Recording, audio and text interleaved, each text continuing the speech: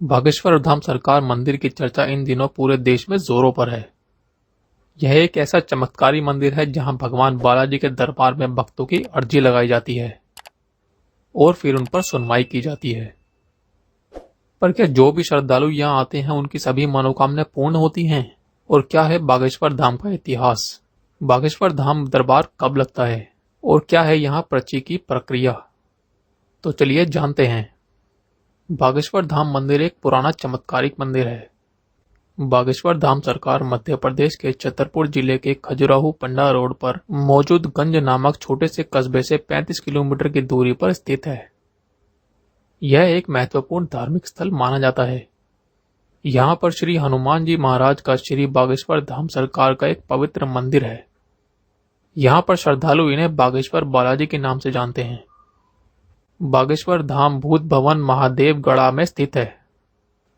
लोगों का मानना है कि यह चंदेल कालीन सिद्धपीठ है। यह मंदिर कितने वर्ष पुराना है इस बात का कोई सबूत नहीं मिलता। वैसे तो बागेश्वर धाम का इतिहास बहुत पुराना है। बागेश्वर धाम चंदेल राजाओं के शासन काल में भी उपस्थित था। कहा जाता है कि बागेश्वर धाम का इतिहास आज से करीब 35 वर्ष पूर्व 1986 में शुरू होता है, क्योंकि इसी साल में बागेश्वर धाम के मंदिर का जीर्णोद्धार गांव के लोगों ने करवाया था। तभी से यह मंदिर अपने असली अस्तित्व में आया और बागेश्वर धाम के नाम से जाना जाने लगा। उसके बाद सन 1987 के बीच गामगढ़ा के बाबा सेतुलाल जी महाराज और भगवान दास महाराज निर्मोही अखाड़ा चित्रकूट से दीक्षा प्राप्त करके बागेश्वर धाम पहुंचे थे। इसके बाद 1989 के समय बाबा जी के द्वारा बागेश्वर धाम में एक विशाल महायज्ञ का आयोजन किया गया। इसके बाद से यह बागेश्वर धाम धीरे धीरे चर्चित हो गया। 2012 में बागेश्वर धाम की सिद्ध पीठ पर श्रद्धालुओं की समस्याओं के निवारण के लिए दरबार का शुभारंभ हुआ। इसी दिव्य दरबार से बागेश्वर धाम को एक अलग पहचान मिली, लेकिन लोकप्रियता के अभाव में यहाँ भक्तों की संख्या बहुत कम थी।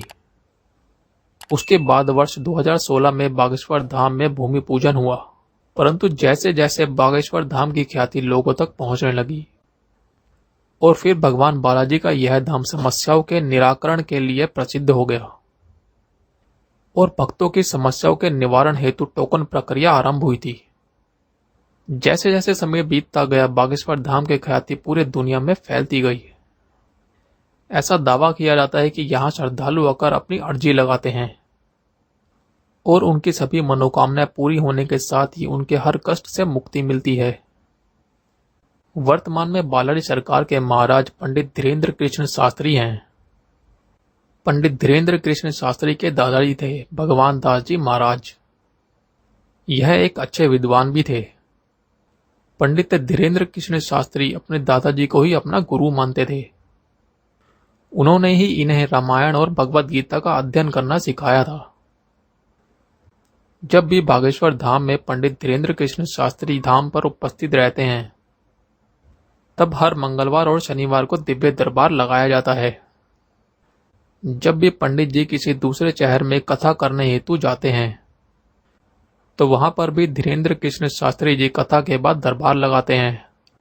इस तरह से बागेश्वर धाम का दरबार हमेशा लगता रहता है। जब पंडित जी धाम पर उपस्थित हैं, तो वहीं पर दरबार लगता है। बालाजी के इस धाम में मंगलवार को भक्तों की भीड़ उमड़ती है और लोग बालाजी के दरबार में अपनी अर्जी लगाते हैं। बागेश्वर धाम में पर्ची लगाने की प्रक्रिया बेहद सरल है। यहाँ आपको एक पर्ची पर अपनी समस्या लिखकर उसे लाल कपड़े में नारियल के साथ बांधकर यहाँ परिसर में रखना होता है।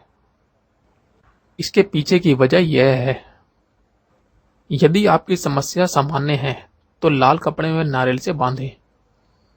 अगर शादी विवाह से जुड़ी अर्जी है तो नारियल को पीले कपड़े में बांधें और अगर अर्जी प्रेत बाधा से जुड़ी है तो नारियल को काले कपड़े में बांधें। इसके साथ ही यहाँ पर यह भी कहा जाता है कि अगर आप यहाँ आकर ऐसा नहीं कर सकते तो अपने घर पर ही पूजा स्थल में नारियल के साथ अपनी अर्जी लगा सकते हैं। पंडित धीरेन्द्र कृष्ण शास्त्री भगवान बालाजी का दरबार लगाते हैं और अनजान लोगों को उनके नाम से बुलाते हैं। फिर पर्ची पर लोगों की समस्या भी लिख देते हैं। फिर उस पर्चे पर उनकी समस्याओं का समाधान भी लिखा जाता है और बताया गया उपाय भक्तों को करना होता है, जिससे उन्हें कष्टों से मुक्ति मिलती है। और ऐसा विश्वास है कि घर पर लगी अर्जी भी बालाजी सुन लेते हैं। आपको ये जानकारी कैसी लगी हमें अवश्य बताएं। साथ ही इस आर्टिकल के बारे में आपकी क्या राय है ये भी हमें कमेंट बॉक्स में जरूर बताएं। अगर आपको यह वीडियो अच्छी लगी हो तो इसे शेयर करें और ऐसे ही और इंटरेस्टिंग वीडियो देखने के लिए चैनल को सब्सक्राइब करना ना भूलें।